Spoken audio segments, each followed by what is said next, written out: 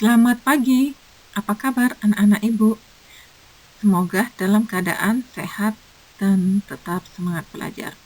Hari ini kita akan mempelajari mengenai perusahaan asing yang ada di Indonesia yang merupakan daripada globalisasi yang terjadi di seluruh Indonesia, dan dibalik daripada itu kita juga akan mempelajari bagaimana sikap kita terhadap globalisasi tersebut. Tujuan pembelajaran bagi anak-anak ibu di sini adalah anak-anak ibu mampu menganalisis dampak globalisasi bagi kehidupan bangsa Indonesia. Dan juga anak-anak ibu mampu menganalisis sikap terhadap globalisasi. Apakah perusahaan asing itu? Yuk, kita lihat. Perusahaan asing adalah perusahaan yang sebahagian atau seluruh modalnya dimiliki oleh negara atau badan asing dan atau yang dalam usahanya dan kenyataannya bertujuan memindahkan sebagian atau seluruh keuntungannya ke luar negeri.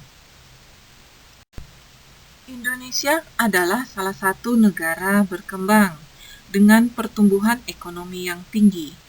Oleh karena itu, banyak perusahaan dari luar negeri yang mendirikan perusahaannya di Indonesia. Nah, kita akan mengetahui apa saja contoh perusahaan asing tersebut yang ada di Indonesia. Kita lihat di sini di gambar pertama, tentu anak-anak ibu tidak asing ya untuk melihat simbol-simbol daripada usaha makanan yang berasal dari luar negeri yang ada di Indonesia. Nah, tanpa disadari kita, ini adalah produk asing yang masuk ke Indonesia. Contohnya, KFC. Nah, ini adalah ayam goreng atau kentang goreng. Tentu anak-anak ibu tidak asing ya. Kita lihat lagi ada Pizza Hut. Ini juga merupakan contoh perusahaan asing yang ada di Indonesia. Kita lihat McDonald's. Ini juga sama seperti KFC, menjual makanan produk ayam, olahan ayam. Di sini kita melihat ada Burger King. Ini juga merupakan perusahaan asing yang menjual makanan berupa hamburger. Nah, di sini juga ada Eleven, juga berupa produk makanan. Nah, kita melihat juga tadi sudah perusahaan makanan asing yang masuk ke Indonesia. Kita lihat perusahaan Chevron.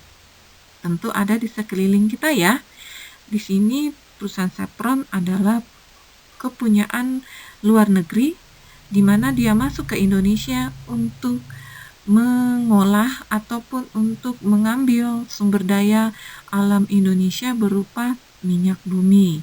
Mereka melakukan kerjasama dengan Indonesia untuk mengambil sumber daya alam Indonesia yang nantinya untuk diolah menjadi bahan bakar bagi kendaraan. Kita melihat gambar ketiga, ada PT Freeport. Ini posisinya ada di daerah Papua.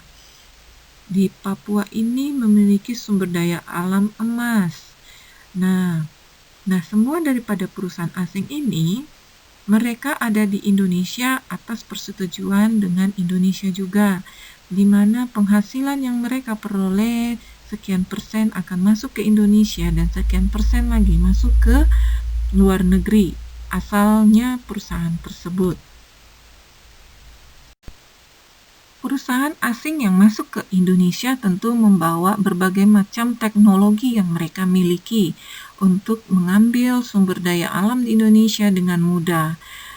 Dengan masuknya berbagai macam perusahaan asing di Indonesia, ini menunjukkan bahwa kita melakukan kerjasama kepada perusahaan asing untuk meningkatkan pendapatan masyarakat Indonesia atau bangsa Indonesia itu sendiri. tentu dengan mereka masuk ke negara Indonesia, kita akan mengetahui banyak beragam globalisasi, seperti kita akan mengetahui alat-alat modern yang mereka bawa ke Indonesia. Ini merupakan salah satu dampak daripada globalisasi. Nah, untuk memahami apa yang anak-anak ibu mengetahui tentang perusahaan asing ini, coba dibaca ya di bahan bacaan IPS kita halaman 42 sampai 51 yang ada di buku pegangan kalian. Nah, setelah kalian membaca itu, kita akan memperdalam pengetahuan apa yang dimiliki oleh anak-anak ibu setelah membaca materi kita di halaman 42 sampai 51. Ibu berikan pertanyaan mengenai perusahaan ini ataupun mengetahui tentang globalisasi ini. Kita melihat pertanyaan sebagai berikut. Jangan lupa jawab ya di buku latihan IPS kalian dengan tulisan yang rapi dan bersih. Pertanyaan pertama, mengapa banyak pihak asing mendirikan perusahaannya di negara kita? Pertanyaan kedua, apakah 2 keuntungan dan 2 kerugian adanya perusahaan asing di Indonesia?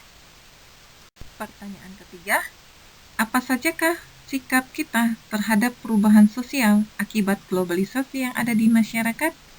Tuliskan ya 3 contoh sikapnya. Pertanyaan keempat, apakah sikap kita terhadap perubahan budaya yang ada di era globalisasi dalam kehidupan masyarakat? Tuliskan ya 4 contoh sikap budaya tersebut. Nah, setelah kalian menjawab latihan yang ibu berikan sebanyak 4 pertanyaan tersebut, kita ambil kesimpulannya. Keberadaan perusahaan asing turut menciptakan lapangan pekerjaan bagi masyarakat sekitar. Terima kasih anak-anak ibu. Tetap semangat, tetap sehat, dan tetap melakukan protokol kesehatan. Terima kasih. Namo Buddhaya.